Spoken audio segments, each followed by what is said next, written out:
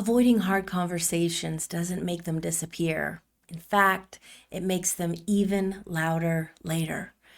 A lot of us learned that anything was better than having that argument, keeping the peace at all costs. The trouble is, all of these things that don't get addressed, that we'll deal with later, they tend to get put under the rug until one day that rug is kind of as high as the ceiling and we blow up over the silliest thing. It's never about the dishwasher or it's never about who forgot to pick up whatever.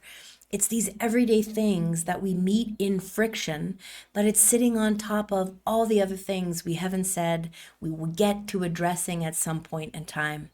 We all know life is busy. We're all juggling a lot. But what we want to look at here is what's going on underneath those patterns, what's going on under the day to day.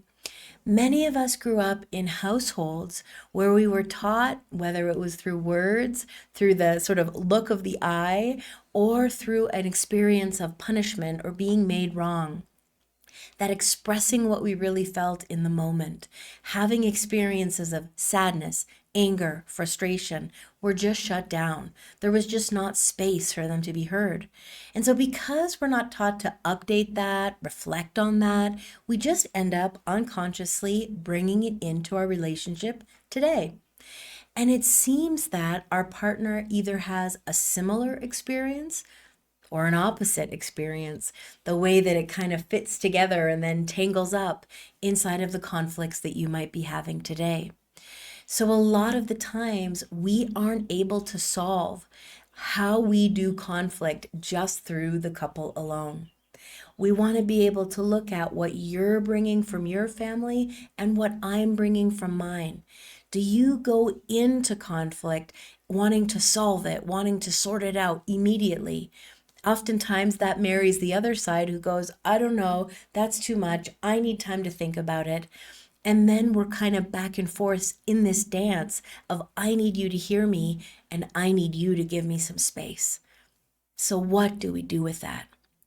The first is understanding the patterns operating behind the scenes so that we're not taking it personally. We're not stuck in this place where my partner never or my partner always. We're off that cliff of not being able to find a resolution because we're stuck in kind of the blame game. We're stuck in hurt and we're not really able to see clearly. So decoding how you've come to the table to sort out the conflict, understanding what your partner brings is the first step to bringing things down a notch so that you're not just reacting in the moment to what's being said. This allows us to think more clearly, to have what I call a systemic perspective, to see the full picture, everything that's at play, so that we can decode it a little bit. What needs aren't being met? How do I hear what's really being said without the filter of my defense?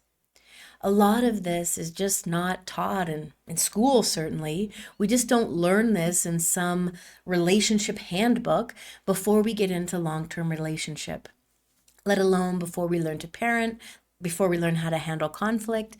It all just sort of lands on our lap, and we're supposed to figure it out in and amongst all the other parts of life. If you would like some support and some assistance in real life, not another book to read, not another therapy session to attend, but a community that allows you to practice how to get your point across clearly, how to respond when it feels like you're really not being heard, how to have that healthy set of boundaries that allows your love to flourish. Boundaries are what end up protecting your relationship most of all.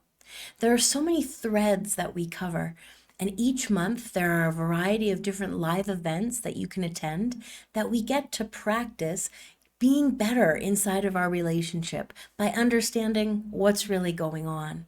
There's an Ask Joanna, and I bring my 18 years of experience in working with couples in distress. That's available to you 24/7. Ask away. And there's this connection inside of the community with others who are moving through relationship challenges just as you are. There's a whole resources section where I'm regularly posting interactive quiz, prompts to have you really think about what's going on inside of your specific situation. It's personalized to meet you where you're at. You can pop in when you need, and whenever you've got a little bit of extra time, there's always something new for you to explore. If you have any questions about Rekindle and how the community can support you, please feel free to reach out.